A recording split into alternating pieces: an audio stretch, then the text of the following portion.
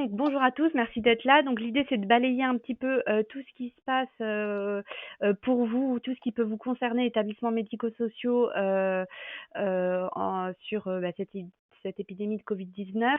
Donc on va vous présenter, certaines choses, on va pas avoir le temps de tout balayer. On va essayer de faire au mieux. Par contre, il y aura un temps d'échange à la fin où on pourra développer certaines questions, qui vous paraissent, importantes.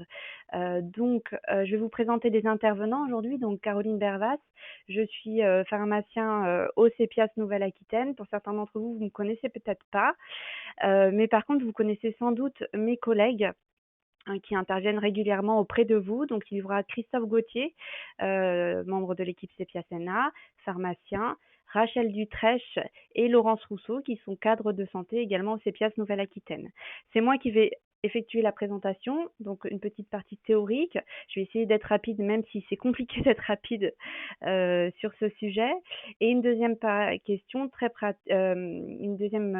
avec un échange de questions. Donc les questions se feront par l'écrit, à l'écrit. Normalement, sur votre écran, vous avez à droite un petit encadré où vous pouvez poser vos questions.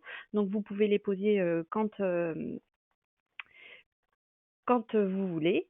C'est Rachel qui va les colliger et pourra les poser lorsque ce sera le moment. Alors, je vais commencer avec finalement un récapitulatif très succinct, très basique. Le Covid-19, c'est la maladie. Je vous le ferai pas en anglais parce que ce ne serait pas beau, mais voilà, on appelle la maladie Covid-19 et le virus, on l'appelle SARS-CoV-2. SARS-CoV-2 puisqu'on avait déjà eu le SARS-CoV-1 qui a émergé en 2003 et qui a fait une épidémie, notamment en Asie. Nous, on a eu très peu de cas en France. Donc le SARS-CoV-2, il appartient à la famille des coronaviridae, donc des coronavirus qu'on connaît bien.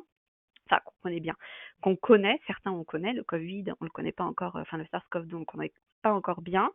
Ce qu'on peut dire, c'est qu'il a quand même 80% d'identité génétique avec le SARS-CoV-1, qu'on connaissait donc de 2003, et qu'il a 96% d'identité avec un virus de la chauve-souris.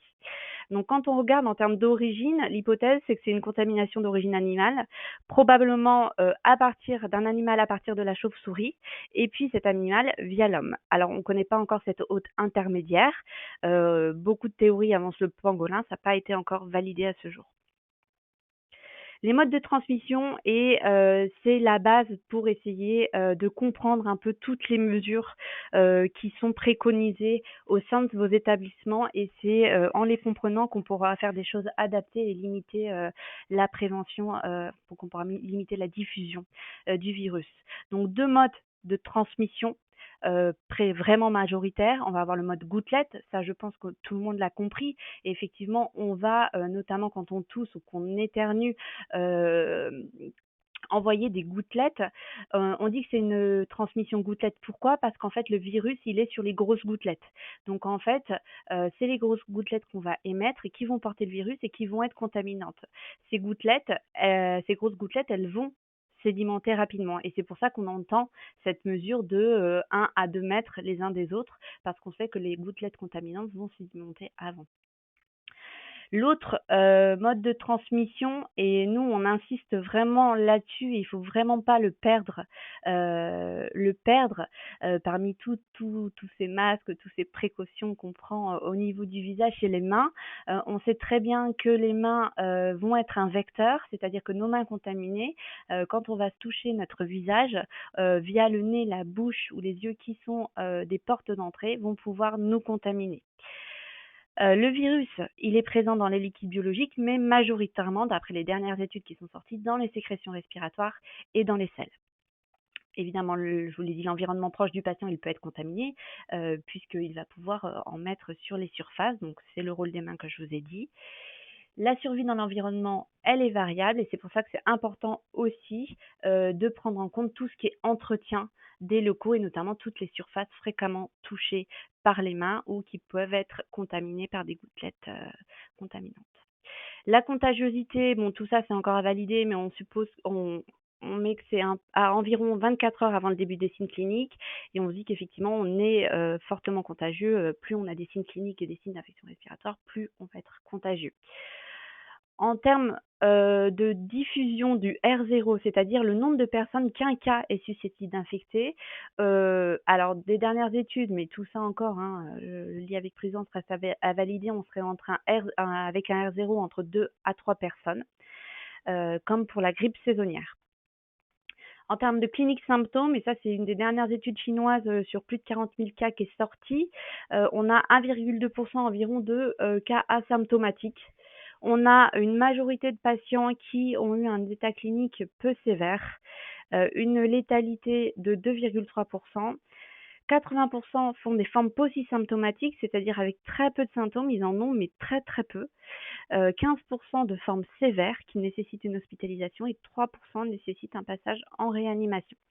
Alors après, nous, on a nos chiffres français. Il faut se méfier un petit peu des chiffres français. Alors pas parce qu'il faut s'en méfier, mais parce que maintenant, les prélèvements se font sur les cas graves. Donc forcément, on va avoir plus de cas graves parmi les cas qui vont être diagnostiqués et forcément plus de décès. Donc voilà, donc les chiffres à prendre avec précaution. Quand on revient vraiment sur la clinique, on a d'une part tout ce qui est signe non, on va dire respiratoire, avec une fièvre, de l'asthénie, des myalgies de céphalée, donc ça se rapproche un petit peu des symptômes d'un syndrome grippal. Et puis on a les signes respiratoires avec tout sèche, des difficultés respiratoires et une dyspnée. Dyspnée, pardon. Les enfants, on remarque qu'ils font des formes bénignes. Les formes graves, rares, c'est des syndromes de détresse respiratoire. Et ce qu'on note, ce qui est assez remarquable, c'est que cette détresse respiratoire, elle arrive le plus souvent en deuxième semaine, c'est-à-dire autour de 7, 8, 9 jours. Donc avec une dégradation sur cette deuxième semaine. Voilà, la létalité, je vous en ai parlé, mais les connaissances sont très parcellaires. Le traitement, on le sait, il est symptomatique, il n'y a pas de traitement spécifique et il y a plusieurs molécules en cours d'essai. Pour suivre le point de situation national, je vous engage à suivre cette carte épidémiologique française. Je vous ai mis le lien ci-dessus. Et on voit aussi les cas déclarés par région. Donc, ce qu'on peut voir sur cette carte, c'est que la Nouvelle-Aquitaine est quand même protégée et on peut se dire qu'on a un petit temps d'avance par rapport à nos collègues qui sont dans le Grand Est notamment et qui, eux, sont dans la phase vraiment large diffusion avec des établissements médico-sociaux qui sont touchés. Donc ça, c'est pour le suivi de l'épisode. Alors, pour le point national de situation, je vous engage à regarder le point, d'abord à vous inscrire si vous l'êtes pas à la liste de diffusion DGS urgent puisque c'est là où se font, tous les messages, toutes les informations importantes, vous serez au courant de tout dès qu'il y aura des choses qui seront mises en place. Il y a aussi quelque chose d'important, c'est tout ce qui est point vidéo, fait par le ministère tous les jours. Donc, vous voyez là, je vous ai mis les liens, ultérieurement, on vous enverra le diaporama, vous pourrez cliquer sur ces liens pour accéder à ces sites. Et je vous ai mis le lien vers la page du ministère avec tout ce qui est documentation, information. Et je tiens à souligner que pas plus tard qu'il y a, il me semble, 1 heure, il y a des informations et des documentations qui ont été mises à jour pour vous, établissements médico-sociaux. Pour Santé publique France, c'est intéressant d'y aller aussi puisque vous avez un point épidémiologique qui est fait régulièrement et puis de la documentation information, dont tout ce qui est définition de cas et de zones à risque qui est actualisé, même si les zones à risque commencent à s'étendre beaucoup et qu'on a beaucoup de choses qui rentrent maintenant dans les zones à risque. Le point de Nouvelle-Aquitaine, donc par l'ARS, vous avez des points quotidiens, communiqué de presse quotidien qui est fait par l'ARS Nouvelle-Aquitaine, donc important à suivre, et aussi toute une partie de documentation, information qui est importante à suivre. Également, nous, de notre côté, au niveau CEPIAS Nouvelle-Aquitaine, on a une mission nationale qui est la mission Matisse, et on est en charge de mettre à disposition toute la documentation officielle sur le Covid-19. Donc, plusieurs choses qui pourraient vous être utiles, c'est tout ce qui est la page dédiée. Vous voyez, elle arrive avec la flèche la flèche noire sur le carré rose. Donc vous accédez à cette page, je ne vais pas vous la montrer, mais sur cette page, vous avez tous les derniers documents intéressants de Santé publique France, tous les derniers documents intéressants du ministère, toutes les recommandations des sociétés savantes, enfin en tout cas les prioritaires. Vous pouvez aussi vous inscrire au forum pour échanger avec tout le monde. Là, il y a du monde sur le forum qui discute et pose leurs questions, donc c'est intéressant, notamment pour le partage d'expérience entre vous. Et à noter, très important, un espace documentation où quand vous y allez, vous pouvez filtrer, mettre un filtre secteur EMS, EHPAD et le mot-clé Covid et vous avez tout, et je dis bien tout, les documents qui sont sortis sur le Covid qui vous concernent normalement à jour. Et je remercie Emmanuel Reyraud qui s'en occupe ici et qui est très vigilante sur ça. Donc ce qu'on peut dire, c'est qu'aujourd'hui on est au stade 3. Et que le stade 3, c'est la stratégie d'atténuation. On est en stade épidémique et maintenant plusieurs axes. On va assurer la prise en charge des patients sans gravité en ambulatoire. On va assurer la prise en charge des patients avec signe de gravité en établissement de santé et on va protéger les populations fragiles. Donc ça, c'est les 3 grands axes. Évidemment, vous êtes concernés puisque on sait très bien que l'épidémiologie nous montre que vous avez des personnes à risque et votre environnement du fait de la collectivité et d'avoir des personnes à risque fait que ça va favoriser une chaîne de transmission. Pardon. J'ai regroupé les docs utiles pour vraiment les docs prioritaires pour vous, mais je vous engage quand même à aller. Alors, excusez-moi, j'ai fait une faute, il y a un S en trop. Je vous engage vraiment à aller sur la base de documentaire. Le plus important, c'est le guide du ministère, le tome 2 qui est sorti hier sur la phase 3. Il y a tout un paragraphe dédié aux EHPAD. Je vous ai mis en puce clairement les gros titres. J'ai pas été plus loin. Je vous engage vivement à le lire et il pourra vous aider quand même pour avoir les grands principes de gestion de cette crise au sein de vos établissements de santé. Toujours des avis relatifs, mais on va vous en parler un peu plus en détail tout à l'heure, donc je vais passer cette diapo. La deuxième partie, donc c'est en pratique pour vous, la prise en charge des résidents. Donc, on va essayer de vous donner des grandes lignes. Voilà, ce ne sera pas exhaustif et je pense qu'une heure ne suffira pas pour déployer tout, mais c'est déjà une première action. Donc tout ça, c'est pour vous guider dans votre plan bleu et la partie continuité des soins. On va avoir surtout les équipements de protection individuelle, l'organisation des soins et l'entretien des chambres locaux, entre autres. Alors, les EPI, les équipements de protection individuelle, c'est vrai que on est passé d'une logique REB au départ, une logique émergente. Donc, vous vous souvenez, dans la phase 1, c'était les établissements de santé de référence qui prenaient en charge tous les cas. Il y en avait peu. Et donc, eux, ils avaient mis en place leur procédure risque émergent biologique, puisqu'ils sont habitués à faire ce genre de procédure et qu'ils ne changent pas pour tous les agents. Donc, eux, ils ont une procédure qu'ils font, auquel ils se forment tout le temps. Donc, il y a eu des procédures adaptées pour ces établissements. Au début de l'épisode, ça a justifié des précautions R, puisqu'ils étaient en capacité de le faire et ils étaient formés. Aujourd'hui, la prise en charge des cas, la philosophie, c'est une prise en charge en précaution complémentaire gouttelette et en précaution complémentaire contact. Donc, clairement, ça va être une prise en charge un peu comme on connaît lorsqu'il y a des grippes chez vous ou des épidémies d'infections respiratoires aiguës. Il y a quelques petits points qui peuvent changer, mais la philosophie, c'est celle-là. Donc, si au départ on essaye d'être pragmatique, il faut réfléchir sur ces stratégies que vous avez l'habitude de mettre en place. Donc, on est sur du gouttelette et du contact. Et donc, je vais tout de suite enchaîner avec la question des masques, dont on parle beaucoup, notamment du fait du manque de masques. Alors, je vous le positionne là, c'est ce qu'a sorti le ministère donc au départ samedi, puis ce matin, il l'a actualisé, c'est l'avis masque, avec finalement le port de masque pour beaucoup de professionnels de santé. On n'est plus du tout dans les précautions complémentaires gouttelettes.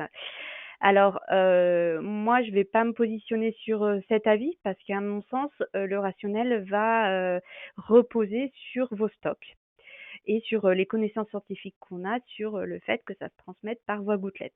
Donc, c'est tout l'objet du diaporama en suivant. Alors, les masques. Plusieurs textes officiels pour se poser. On a 2 avis. les 2 textes officiels d'ailleurs, c'est l'avis SF2H, donc celui du 4 mars 2020, qui clairement positionne le masque chirurgical dans le cadre des précautions complémentaires gouttelettes. Et on verra, il y a juste une petite différence apportée et qui positionne l'appareil de protection respiratoire de type FFP2 pour des soins aérosolisants. Après, on a un nouvel avis de la SF2H qui est sorti hier en date du 14 mars et qui précise les conditions de prolongation du port du masque ou de réutilisation des masques chirurgicaux et des FFP2 pour les professionnels de santé dans le contexte qu'on connaît de pénurie de ce type de matériel. Une vidéo ci-dessous, vous avez une vidéo explicative qui vous explique un peu les différents types de masques et vous pouvez aller la voir, elle est assez didactique, assez bien faite. Donc si on en revient sur les masques chirurgicaux, comment on les positionne? Évidemment, tout ça, on rationalise si on n'a pas de stock, puisqu'on sait très bien qu'on n'est qu'au début de l'épisode et qu'on va en avoir d'autres. Dans le contexte actuel, nous, on priorise le masque chirurgical, c'est notre position au niveau du CPS Nouvelle-Aquitaine, prioriser le masque chirurgical dans le cadre des précautions complémentaires gouttelettes. Donc c'est ce que vous connaissez, à la seule différence, c'est qu'on est sur la spécificité où on va demander aussi aux patients quand vous êtes dans la chambre, de porter un masque lorsque vous allez faire des soins. La possibilité, ça c'est la VSF2H qui le propose, de ne pas le changer entre deux patients, entre deux résidents, et qui précise que la durée de vie des masques chirurgicaux, c'est 4 heures. Bien sûr, il faut quand même se référer à la notice du fabricant et qu'on peut le porter en continu s'il est non humide, non souillé par des gouttelettes. Évidemment, si on le porte en continu, on sait que progressivement l'extérieur, la face externe du masque va se contaminer, donc on évite au maximum de le toucher et si on le touche, on fait une hygiène des mains immédiatement après par friction hydroalcoolique. Ça, c'est pour les masques chirurgicaux. Les masques de protection respiratoire, là aussi, on rationalise puisqu'on a des stocks qui ne sont pas excessifs. Et là, on nous demande de les porter dans le cadre des précautions gouttelettes lorsque l'on fait des soins aérosolisants. Donc, pour vous, ça va être tout ce qui est kinésie respiratoire ou aspiration trachéo-bronchique. Ces masques de FFP2, évidemment, il faut bien les utiliser et il faut revoir avec les professionnels comment bien les utiliser. Et il y a cette notion de fit check qui est impératif. Qu'est-ce que le fit check? C'est quelque chose qui permet de savoir si notre masque, si notre FFP2 il est étanche ou pas. Parce que s'il n'est pas étanche, ça ne sert à rien. Donc il faut que vous aspiriez quand vous avez votre masque sur le visage. Il faut que quand vous l'aspirez, il puisse se plaquer sur votre visage, ce qui signifie qu'il est étanche. Là aussi, vous avez la possibilité de son dernier avis SF2H de ne pas le changer entre deux résidents. L'avis SF2H stipule que la durée de vie c'est 8 heures. Il peut être porté en continu s'il n'est pas humide, non souillé par des gouttelettes. Et évidemment, on ne le touche pas au maximum, sinon on fait une friction hydroalcoolique immédiatement pour exactement les mêmes raisons que je vous ai dit tout à l'heure. On nous a beaucoup posé la question des masques FFP2 à date de péremption dépassée. Il y a un avis du ministère qui, je ne sais pas s'il a été rendu public, mais en tout cas qui s'affiche notamment sur plusieurs sites, et je vous mettrai le lien sur le diaporama avant de vous l'envoyer, où on dit que c'est possible de les utiliser, mais il faut faire quelques tests au préalable, c'est-à-dire qu'on va vérifier que les conditionnements ne sont pas abîmés, qu'ils sont intègres, on va vérifier son apparence, on va vérifier surtout la solidité des élastiques, parce qu'on sait très bien que c'est le point de fragilité de ces masques et que ça peut se rigidifier, ça peut craquer et que ça peut ne pas tenir du coup. Et on fait évidemment le fit check. Beaucoup de choses sur les masques anti-scie et autres masques lavables. Pour nous, pour les professionnels de santé, ils ne doivent pas être utilisés. Les lunettes de protection, on est d'accord, tout à l'heure je vous l'ai dit, il y a une contamination possible via les yeux avec la projection de gouttelettes ou le contact avec ses mains contaminées. Donc on va demander à ce qu'on le porte tout au long de la prise en charge d'un résident présentant une symptomatologie de toux d'expectoration, et ce, quel que soit le soin. Ces lunettes, elles doivent être nettoyées entre 2 utilisations par essuyage humide avec produit détergent désinfecté ou par immersion, plus ou moins par immersion dans un bain de détergent désinfectant en fin de journée. Attention, les lunettes de vue ne protègent pas. Donc c'est bien des lunettes de protection qu'il faut mettre. Vous avez le CPIAS Hauts-de-France qui a fait un protocole d'entretien pour ces lunettes et vous le retrouvez dans la base documentation dont je vous ai parlé tout à l'heure. Il y a d'ailleurs d'autres protocoles, hein, d'autres CPIAS dans cette base de documentation destinée aux établissements médico-sociaux. La protection de la tenue, alors effectivement, je vous ai dit, on a des précautions complémentaires contact, un petit peu spécifiques, puisqu'on va vous demander de porter une surblouse à usage unique. Pour favoriser tout ce qui est hygiène des mains, on va vous demander de relever les manches si c'est possible pour faciliter la friction. Et puis, on rajoute un tablier imperméable à usage unique qui protège la tenue de toutes les projections. Donc concrètement, en première intention, c'est surblouse plus tablier à usage unique. Solution dégradée, c'est le tablier à usage unique seul, car lui, il est imperméable. La Charlotte. Nous, à notre sens, on pense qu'elle n'est pas obligatoire. L'objectif, il est en fait de protéger les cheveux des projections et après, quand on se passe la main dans les cheveux, de ne pas contaminer nos mains. L'idée, c'est quand même de toute façon qu'on ait une Charlotte ou pas, c'est d'éviter de se toucher le visage et les cheveux. Et de toute façon, si on se touche tout ça, c'est friction hydroalcoolique juste après. On se touche le visage au moins une fois par minute. Moi, j'ai compté. Pour moi, c'est 10 fois par minute. Alors, hygiène des mains, je vous l'ai dit, c'est le fil rouge de la prévention. Donc, en première intention, on privilégie les produits hydroalcooliques sur des mains non visuellement souillées. Le produit virucide, il n'y a pas de problème. Nos produits hydroalcooliques sont efficaces. Toutes les chambres des résidents malades doivent être équipées de flacons de produits hydroalcooliques au plus près du soin. Donc, on sait qu'il y a des petites tensions d'approvisionnement. Donc, il faut quand même essayer de voir si on peut pas, si vous avez des difficultés, se procurer des produits hydroalcooliques dans les officines de ville. Certaines en fabriquent, certaines ne peuvent pas parce qu'ils n'ont pas les matières premières. Donc, il faut essayer de balayer autour de soi, voir ce qui est possible. À défaut, on peut proposer le lavage des mains à l'eau et au savon antiseptique pendant 1 minute. Ça peut être une mesure alternative. L'alcool à 70 degrés est efficace. Bon, après, les mains sont quand même desséchées, donc il faudra penser à se déshydrater, mais en tout cas, l'alcool à 70 est efficace. Dans tous les cas, le lavage des mains au savon doux, c'est une mesure de prévention efficace car elle permet d'éliminer les souillures. Alors, les gants de soins à usage unique et le Covid, en fait, là, on ne change pas, on reste dans le cadre des précautions standards. On les met quand il y a des risques de contact avec des produits biologiques, donc on ne les met pas en permanence dans la chambre des résidents Covid-19. Si on les met, ils sont enfilés et jetés dans la chambre. Ils sont changés évidemment entre chaque soin comme on le connaît et on laisse une boîte de gants dans la chambre. Évidemment, le port de gants, si on le fait, c'est une hygiène des mains avant et après la mise des gants. Et ça ne remplace absolument pas l'hygiène des mains puisque les gants, on ne peut pas les désinfecter et eux vont se contaminer, on ne pourra pas les désinfecter.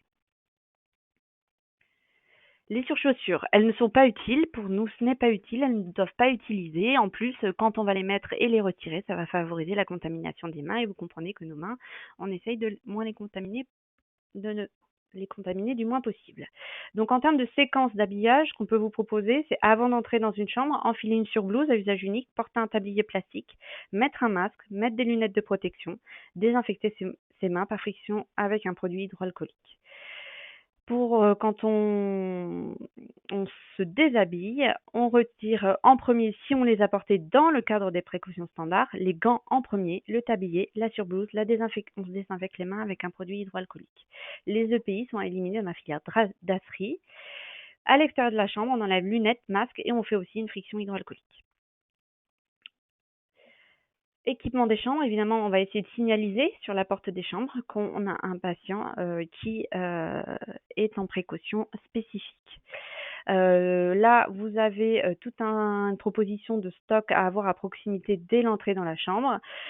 Produits hydroalcooliques, masques, lunettes de protection, surblouse à usage unique, tablier en plastique à usage unique, bac de dépose des lunettes après utilisation, sac d'asserie, sac hydrosoluble, sac de linge, sac avec gélifiant pour le recueil des selles, produits d'entretien, écarret d'essuyage et des gants pour manipuler ces produits d'entretien. La gestion des excrétins, on est vraiment sur la privilégiation, pour privilégier l'usage unique avec des sacs protecteurs de bassin, des sacs protecteurs pour les seaux et les chaises percées. En cas d'utilisation des toilettes, évidemment, on rabat l'abattant avant de tirer la chasse pour éviter un maximum de projection. On emballe l'échange dans un sac pour élimination dans les dasseries.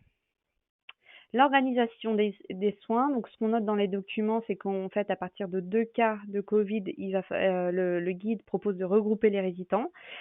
Alors, je sais que dans certaines structures, ça va être compliqué de faire un secteur dédié. Nous, ce qu'on dit, c'est qu'il faut à minima privilégier une équipe dédiée pour ces patients-là et un et éventuellement voir si on peut faire un regroupement des soins, mais au moins privilégier une équipe dédiée.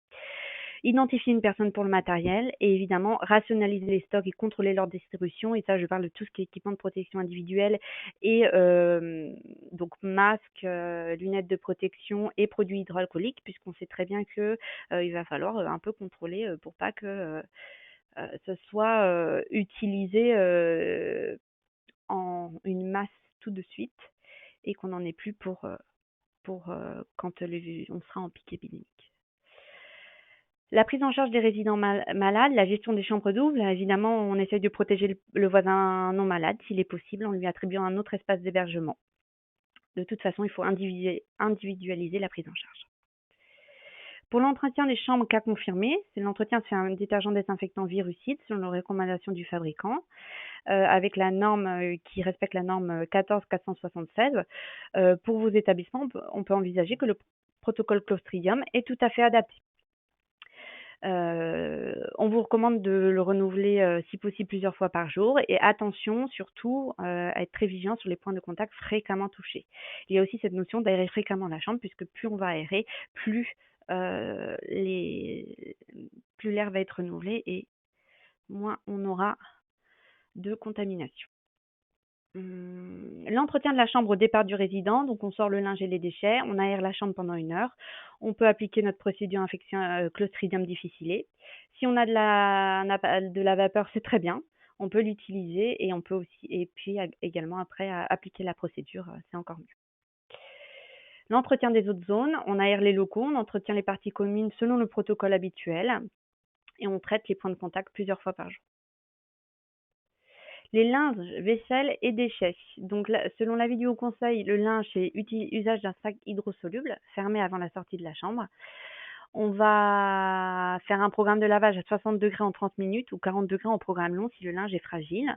Les éliminations des équipements de protection individuelle, je vous l'ai dit, c'est dans la filière DASRI pour ceci.